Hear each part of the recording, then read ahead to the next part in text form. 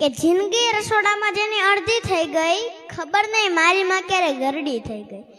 બધાનું ભાણું સાચવવામાં કેવી તો એ પડી ગઈ, ખબર નહીં મારી માં ક્યારે એકલી પડી ગઈ.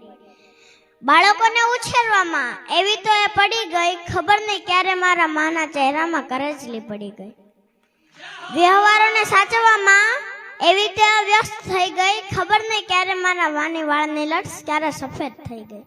કે આજમાં દીકરી બનીને આવે છે અને અલગ અલગ કિરદાર નિભાવે છે, અને ત્યારે જ મારે કેવું હોય ત્યારે કે જન્મ દેવા માટે માતા જોઈએ અને રાખડી બાંધવા માટે બહેન જોઈએ, વાર્તા કહેવા માટે દાદીમાં જોઈએ અને જીદ પૂરી કરવા માટે માસી જોઈએ, રબડી ખાવા માટે મામી જોઈએ અને જીવન સાથી માટે પત્ની જોઈએ. આ બધા સંબંધો માટે દોસ્ત એક દીકરી જીવતી હોવી જોઈએ. માટે જેના ઘરે દીકરી હોય તે વટતી કે જો મારા આંગણે લક્ષ્મી રૂપી દીકરીનો અવતાર છે, મારા આંગણે લક્ષ્મી રૂપી દીકરીનો અવતાર છે.